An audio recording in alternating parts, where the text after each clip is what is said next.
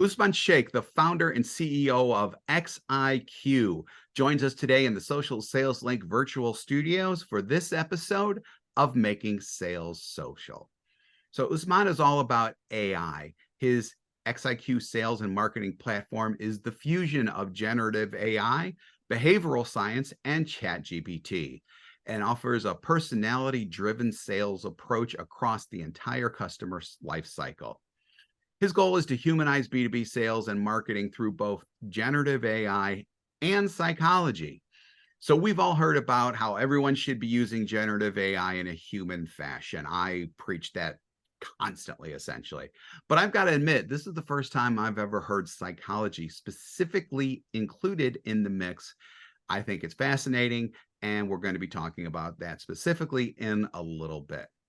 So Usman's also a former SAP guy, and he has frequently served as a guest lecturer on AI and B2B sales, two areas that I love to talk about a lot, as well as the marketing part. Love that too. He's spoken at University of Texas, University of Wisconsin, Alabama, Louisiana State University, and Clemson. So if you're a regular listener, you know that we've been talking a lot about AI lately on Making Sales Social. I think it's really important for us in the B2B and sales space and the marketing space as well to learn about it, understand it, and use it effectively, because it's here to help us and not eliminate our jobs. I've brought that up, I don't know how many times as well, but I truly believe that. So with that, Usman, welcome to Making Sales Social. Thank you so much for having me, Bob. Really excited to talk to you.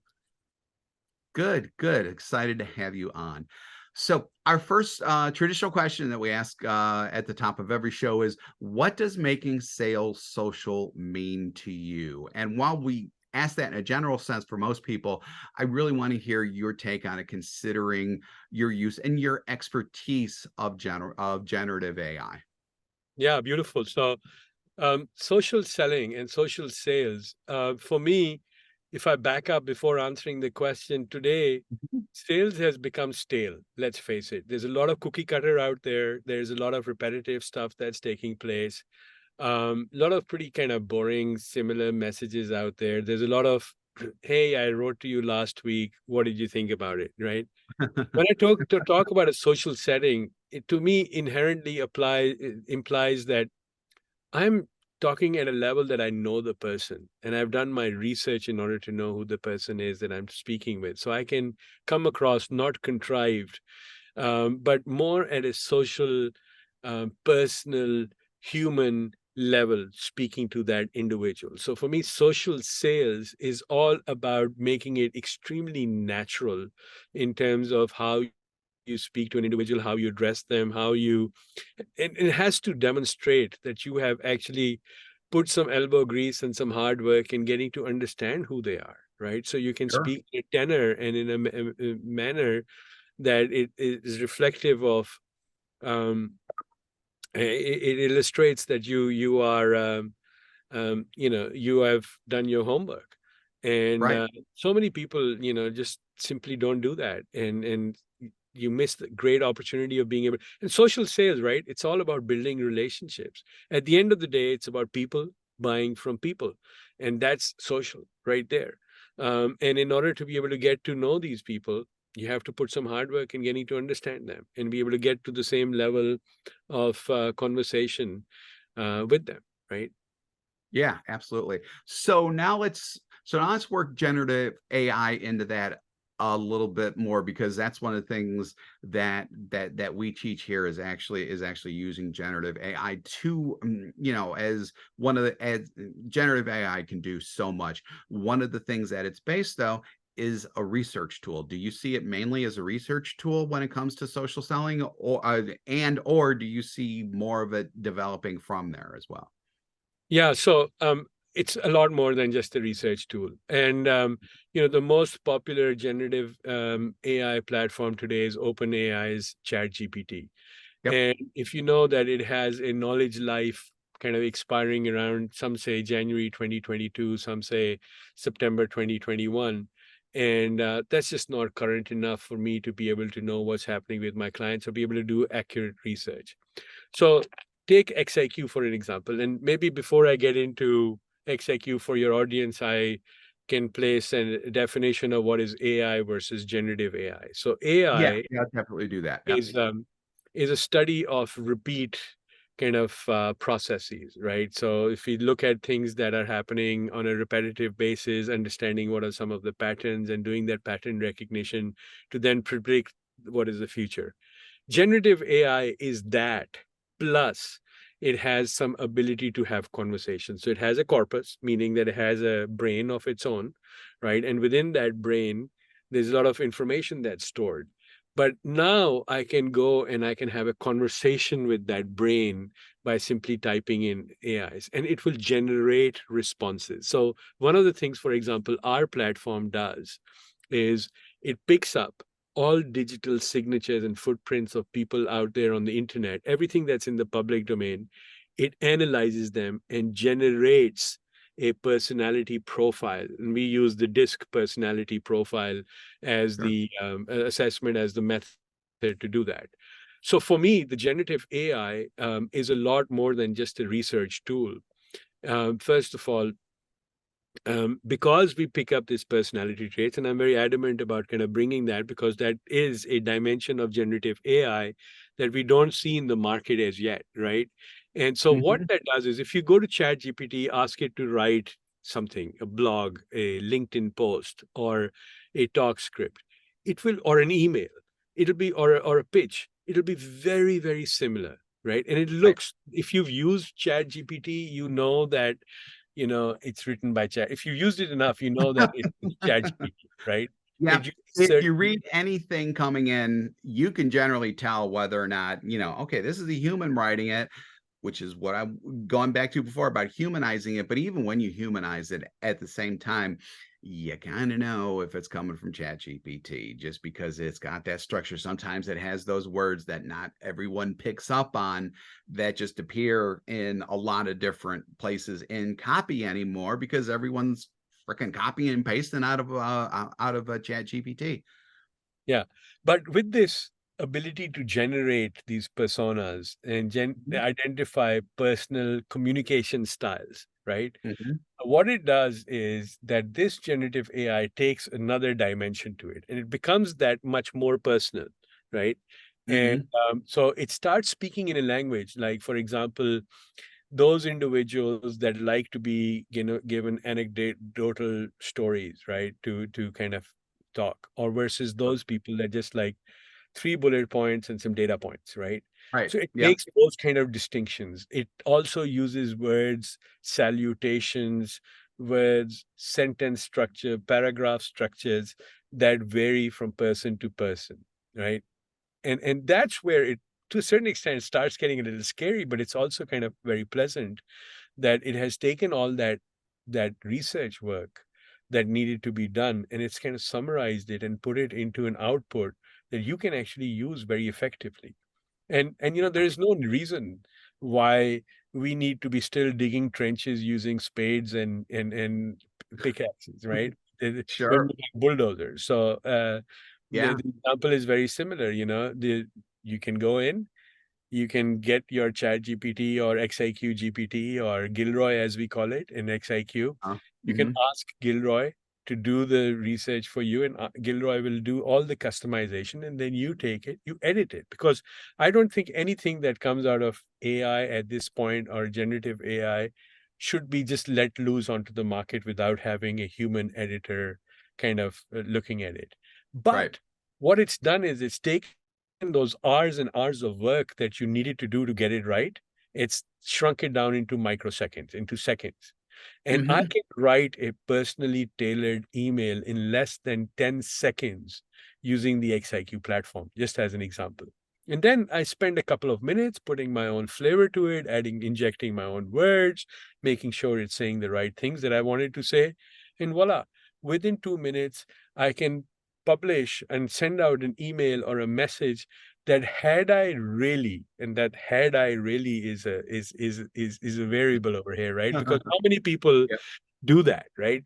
Right. Oh, Invest yeah. I was just thinking sometimes people struggle 15, 20, 30 minutes over one simple email just because they don't know what to say. And Chat GPT, I mean, sometimes when it comes to like writing copy and things like that, I almost view Chat GPT as like my writer's room. And sometimes it's like a writer's room slash advisory board almost, because it can come up with things. It can not only help me along with my message, sometimes it'll bring up something that I hadn't even thought of.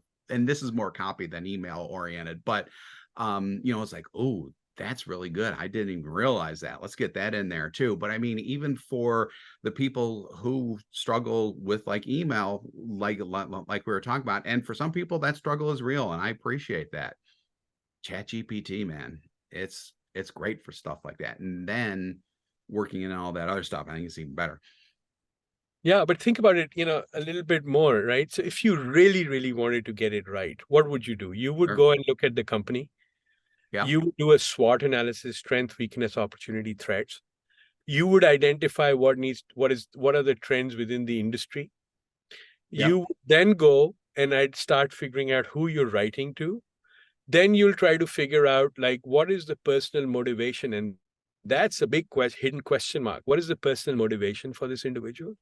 Then you will have to figure out what is the best communication style for that individual, right? You've gone, Yeah. and if that's really to get it right, and that is not a 15-minute problem solve. It's not just about word structuring words together. It's about Right. doing quality research to really get your message right for that individual, right? And this is where the psychology part comes in that I was talking about at the very top of the show. So it's interesting that, I mean, this is like, I don't know if you could say next gen Chat GPT, because I don't, I'm not sure if that's the right phrasing of it, but I mean, but just adding that psychology element into it, I think is probably the next level of using all of these tools. I don't know if you agree with that or not. I would call it humanized AI, right? Okay.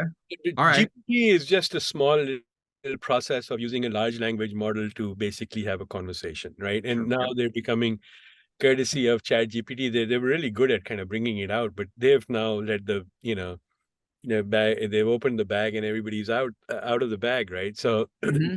but I think it's the humanization of this that really really matters because yes, you're right. As a research tool and being able to do a lot of heavy lifting, goes through lots of data, that's all good. But it's also a little bit unimaginative. I think that's really where our human imagination goes, and we try to box AI into that. Yep. But you can take these conversational models and you can take them and give them this personality bit to it as well.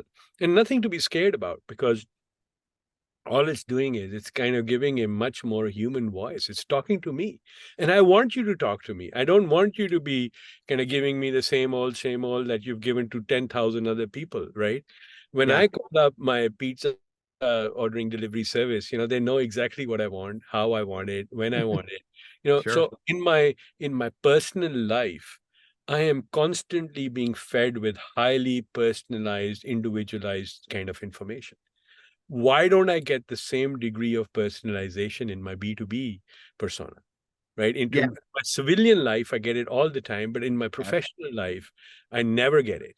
And that's a that question. dysfunction it's very annoying actually. I'm Yeah. gonna It's mince a my huge words. disconnect. It's It's annoying. a huge disconnect. Yeah, absolutely. And you should. I mean, and we're at the point where you should expect that. And I think, just like B2B sales, a lot of people don't see a lot of personality in it. And I think that's one thing that social selling does well, is that it brings out personality. But I think that, wow, I'm just realizing this. Adding social selling and generative AI and potentially, like an XIQ type of product really elevates things and really takes things up to that truly human psychological level that I think that we all kind of crave. Yeah. Yeah. And a lot of negativity around AI that, it's Yeah. going to start producing a lot of these cookie cutters, garbage in, garbage out kind of stuff. That's incorrect. Any proper innovator who's bringing about a technology change knows that the rules of the game change when you bring in new technology, right? You're not going Yep. to run the bullet train on the same train tracks that your regular diesel engine runs, right? Your Hmm. Tesla is no longer is you can't think about your Tesla or your electronic EV the same way as you think about your fuel cars. Things have changed, right? Yeah. And it's a step change, right? Yeah. When you look at electronic vehicles, for example, today, and just let's take Tesla, their base model has capabilities in that base model that are usually considered luxurious in the fuel version of those same cars, right? Sure. And so think about AI the same way, right? Don't think about doing the same thing and getting garbage in and so on. The right companies, the companies that are forward-looking companies that are going to use AI, and everybody pretty much now has a handbook on how to use AI, are going to use it with quality in mind. They're not going to just take the same garbage thing in and kind of start producing garbage. That's just not going to happen. I think the volumes, there's a lot of fear factors that are being sown out there that, you'll start receiving a lot of spam emails that will not make sense. No, I don't think so. I think the right companies, what they'll do is they'll have proper research. They would have identified their ideal customer profiles correctly. They would have identified what are their preferences at a professional level. What are their motivations? What is their behavior? And they will thread the needle according to those things. And so when I get that messaging and then it has your picture and your name next to that, I will feel that you have actually worked to find out about who I am. And, because the open rates, the click-through rates, the response rates, the win rates will go up higher with it doesn't necessarily mean that I have to put 100,000 emails to get a 2% open rate, right? Or a 0.2% open rate. I don't need Exactly. that because now my tool has been able to identify the right ideal customer profile, and they have been able to get me into that group with a message or that individual with a message that is actually going to resonate. So my response rates are going to be higher. And as a result, I have only so much capacity because at the end of the day, the human is going to close the deal. It is about relationships. Right. Yeah. Here's another interesting factor, Bob. Look, the number of buyers and decision makers has gone up, right? So Absolutely. we need to do individualization, whereas 20 years ago, 30 years ago, there were 3 to 4 people involved in a decision-making cycle. Now we have 12 to 16 people involved in that decision-making cycle. And Yeah. therefore, we have to personalize for each and every one of those people if we're going to communicate to them one way or the other, whether we're having a direct conversation or we are indirectly influencing them through the person that is our champion, or Yeah. we're marketing to them. We have to get to that personal level. And, Yeah. and the human dimension today does not allow us to do that. Yeah, no, I agree with that. And I'm kind of chuckling to myself because all this just came up in a conversation that I had earlier today, just about we call it socially surrounding. So this is using social selling and LinkedIn to connect with as many of those people as possible ahead of time and at least establish some type of relationship. Now I'm imagining working AI and working, tools like yours into that equation and really discovering about these people more as you're socially surrounding. I hate using the phrase game changer because it is so overused, but I think in this case Overused. it actually applies. Yeah. No, you're absolutely right. It's not necessarily a game change. It is a game changer because we've taken the game to such a low level that now to just actually able to play at par is Yeah. game changing, right? So we've just we've kind of tanked at the bottom, and it's just I feel the human element actually has really cost us a lot, and it's time to kind of right size it and kind of elevate the game a lot. And that kind of brings up, Bob, another interesting little dimension to what AI does, and the kind of demand for personalization in my professional life. It's who is the seller, right? The makeup of the seller is changing, Yep. right? The seller is no longer that charismatic, personality that would walk in and kind of steal the hearts of everybody in the room. The person that steals the hearts of everybody in the room is the person who knows how to connect with With everybody in the room, right? And in order to connect, I have to know what are those hooks. In order to know what are those hooks, I need to have done my research. And Yep. today, there's so much data out there that it's humanly impossible for me to do my research about all of that. So, Hmm. two things. One, these kind of tools like XIQ kind of help you elevate the game, but also the person using the tool, right? Who's going to be that person who's going to use the tool is going to be the one who is much more focused on due diligence in kind of finding out those little things. And they're the ones who are going to get mind share out there, right? Yep. Yeah, This absolutely. could be the flashy personality that kind of walks into the room wearing the best suit, you know? Yeah. And an AI powered suit. In fact, I Probably. would say it's amazing that you hear people out there scared to death. I was going to say something else, but we're on a Yes, family I got it. uh, about AI, but it sounds to me like that we're actually going to be using AI to become more human in the B2B sales process, which Yes, is for yeah, I mean, which is paradoxical, but at the same time, when you think about it, it makes sense. it's counterintuitive when you start thinking about, hey, a machine is going to help me become more human. But think about it a slightly different way. Think about it that first of all, AI, as far as XIQ is concerned, we refer to AI stands for augmented intelligence, not I like artificial, I right? like Right.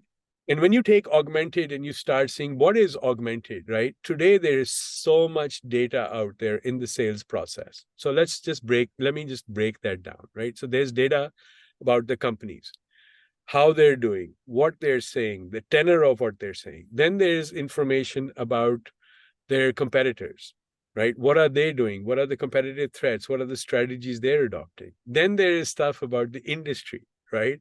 What's Yep. happening within the industry? This is just at the company level itself, right? Then you break it down, then there's the executive suite. What are those guys saying? How are their emotions actually reflecting? Are they nervous? Are they happy? Are they pensive? What is being translated over there? And then you come down to those 12, as Gartner says, those 12 buyers, right? And eventually to those people. And then you have to start Yep. thinking about that.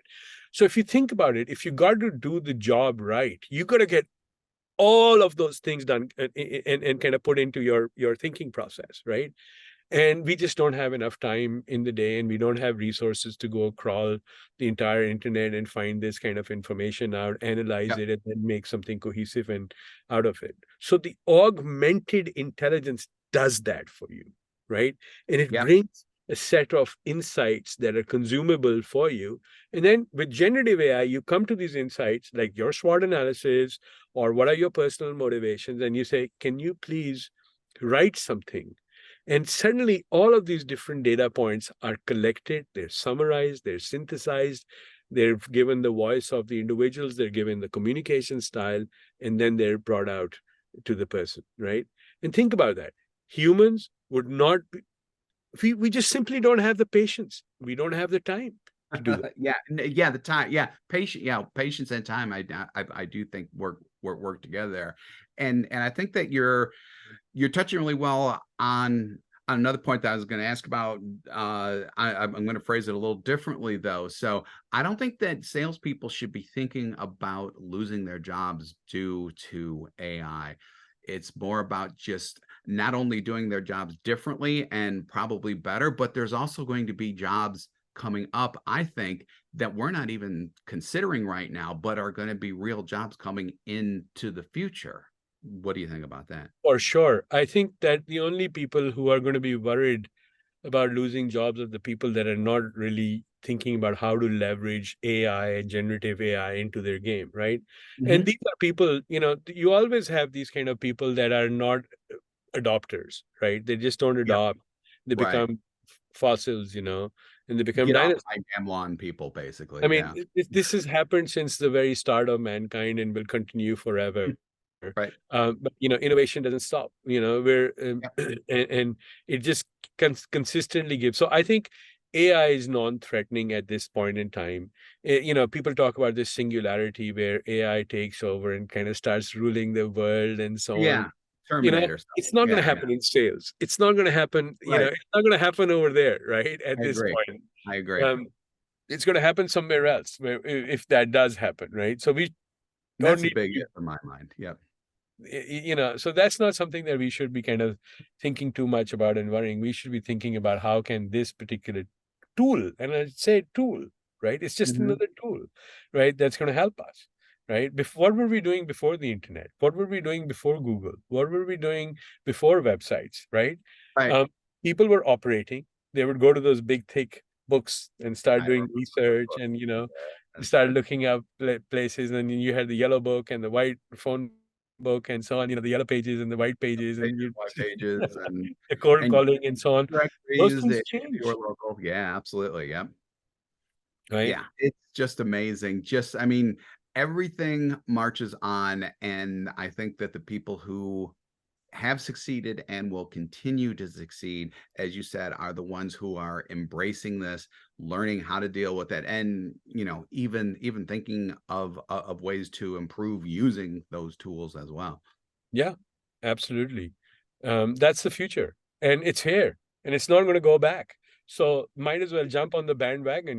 Nothing. These kind of technologies don't roll back; they just keep moving Yep. forward.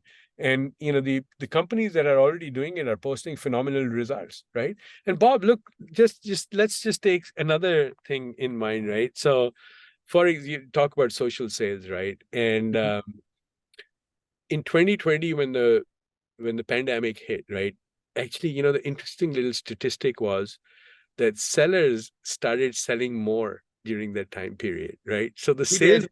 sales numbers were higher than they were in normal periods, right?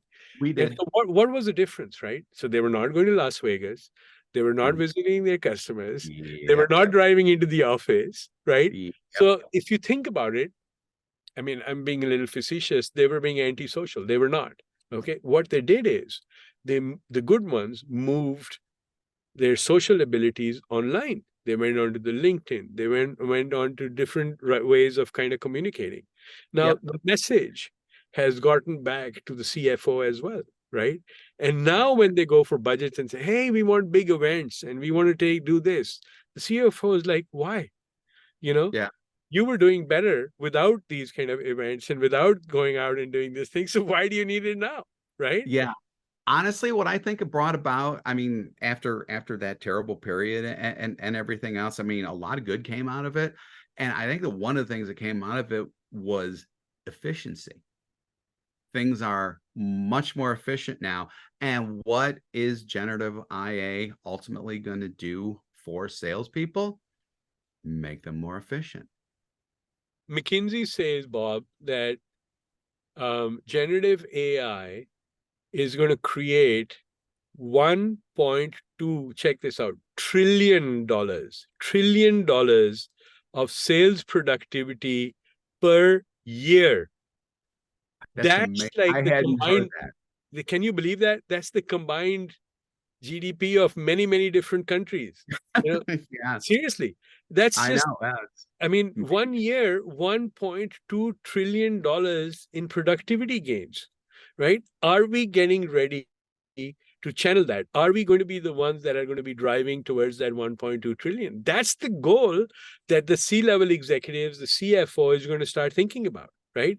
Mhm. If I'm, like, are you giving me that exponential uplift, right? That is Right. going to help me contribute to driving that $1.2 trillion in productivity. That's the question out there, and there is no such thing out there other than the use of proper generative AI.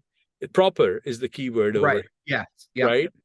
To help Yep. us get to that point, right? And Yeah. so if you're avoiding it and you think that, hey, it's going to eat my job away, the people left during the pandemic as well, because some very seasoned sales guys left the profession because they said moving on to a video, speaking in Zoom boxes and across, they thought it was an inside sales job, and I don't want to do an inside sales job, so they left the profession. That's fair point, right? Yeah.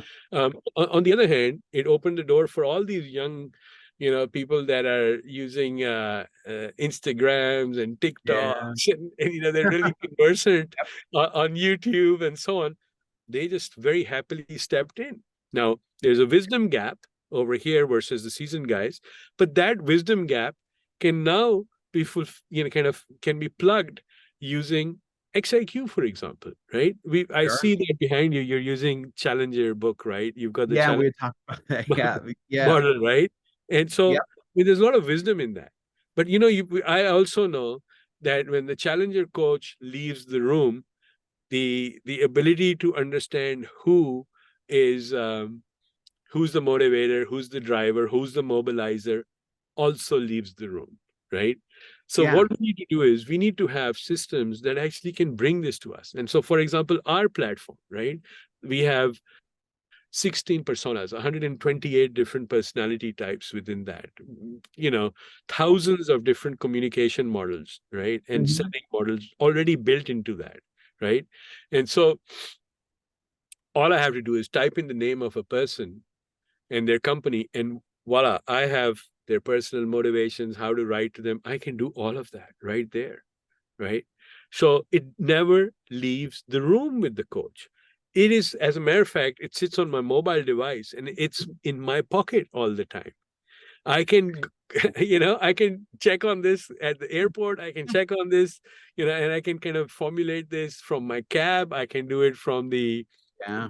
the reception room. I'm waiting to have a meeting. Or if somebody just unknown to me walks into a meeting, I can immediately look them up and mid-sentence shift my way of presentation to suit this person, knowing that this is going to be an influencer that's going to drive my cycle, right? Think Yeah. about that. Think about, I know you don't like the word game changer. I don't either, but think about what a Yeah. disruptive force that is, right? Disruptive. Yeah. Let's go with disruptive. I like that. Yeah. I mean, psychology and AI to be more human. Yeah. Yeah. And That's the thing is also, here's another angle to all of this, Bob. We are constantly, you and I can look at the same person, have two totally different sets of opinions, right? absolutely. Based on our Now, what behavioral science and psychology do is they go into 100 years of models and billions of people that they've applied these models to come up with a fairly well-defined process on being able to identify a person, right?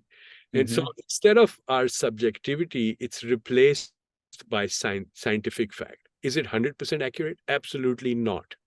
Is Right. it better than having five people looking at the same person and coming up with five different things? Yes, it is. Right? It's Will backed it by be data. wrong at some points? Yeah, it could Yeah. be wrong. Yep.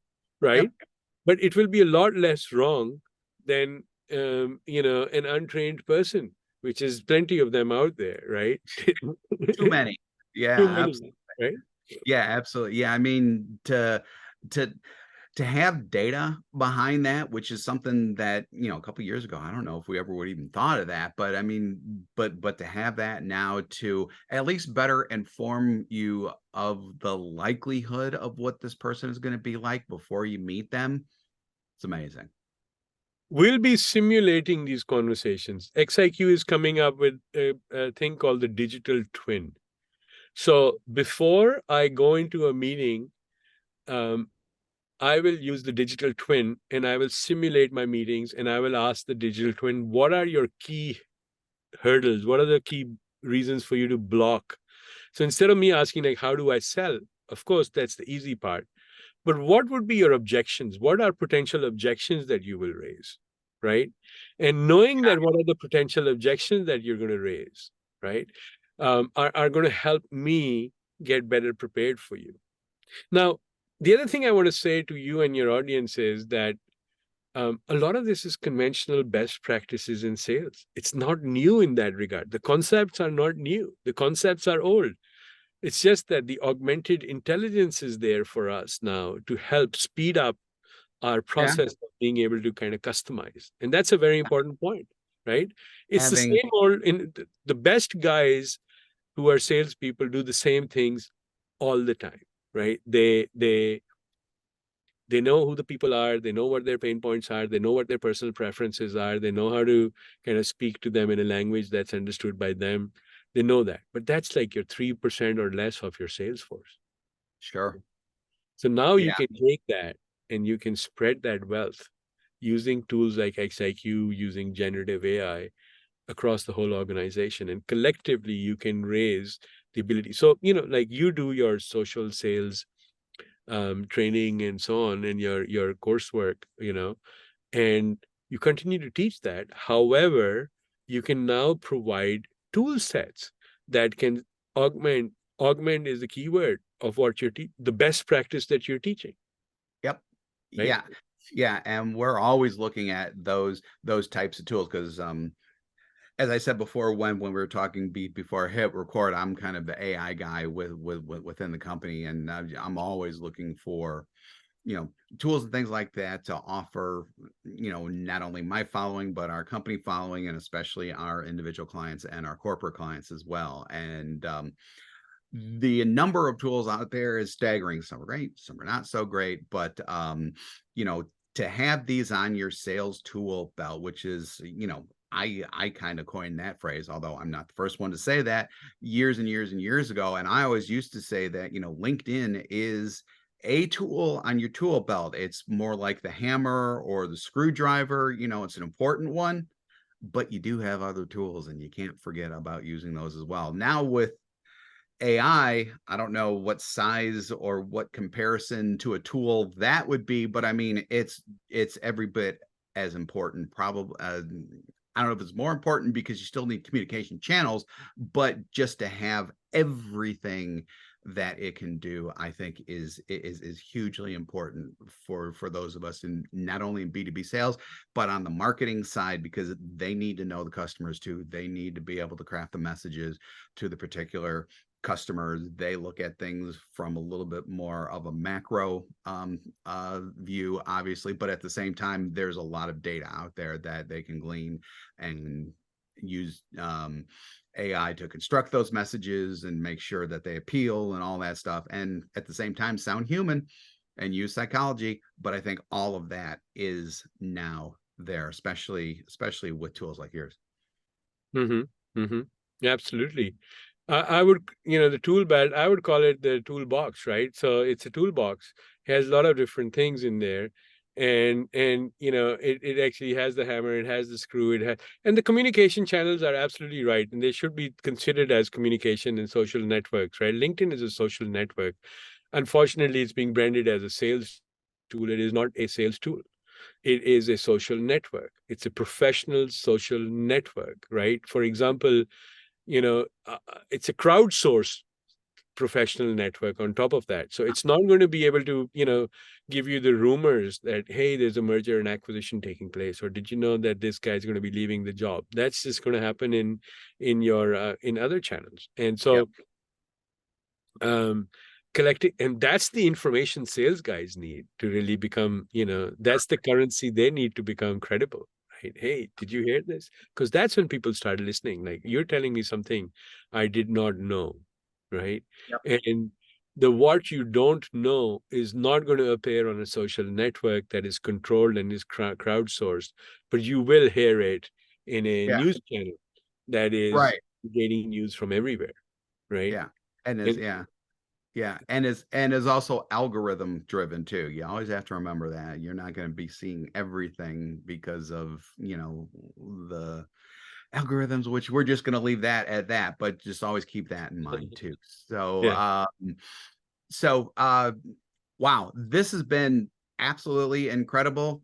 I want to wrap things up with just going to kind of bring things in for a landing a little bit here.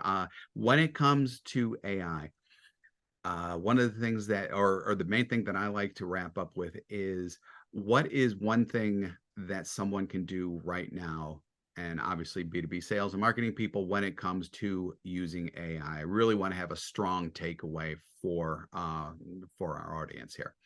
Yeah. So I think start coming to realization that this is a tool set that you will need first and foremost, right? And then, like, how will you use it? We have an extremely fragmented technology base.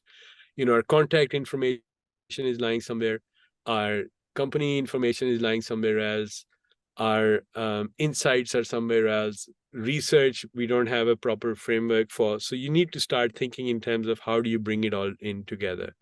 And so make AI your friend, right? Especially AI that calls itself augmented versus artificial. That's super, super important for you to realize. How can you augment what you do and how does it help you? And the second I would say is, discover how does it help you humanize, right? Hit that target, the bullseye better every single time. Amen to the human thing. And you just strengthen my resolve all the more to think about making t-shirts saying make AI human or something like that. Or t-shirt quote moments. AI for humanity. Somebody else is probably using it already though. There you So go. if people want to learn more about you and your offerings, tell them where they can access you online. Yeah. So our website is www.xiqinc.com. So that's www.xiqinc.com. You can Yep. go there, great information, hit us up for a demo, start a freemium trial of the platform. You can get to see a few people and experience it yourself. Um, and then LinkedIn, we are on LinkedIn, xiqinc.com, not .com, xiq, on LinkedIn. And then myself, Usman, that's Usman, last name Sheikh, Sheikh. I'm pretty active on LinkedIn, and I'm always looking to be in touch with people who have shared interests. So LinkedIn type guy, I noticed that you're active on LinkedIn, and I appreciate that. Definitely, I'm sure LinkedIn does too. But yeah, absolutely. So I think with that, Usman Sheikh, founder and B2B of sales and marketing platform Augmented Intelligence Platform, XIQ. Thank you for joining us today. Really, really appreciate it. Thank you, Bob, for having me. Really enjoyed the conversation. Excellent. Yeah, I did too, very much so. And thank you for streaming this episode of Making Sales Social. So remember, when you're out and about this week, be sure to make your sales social.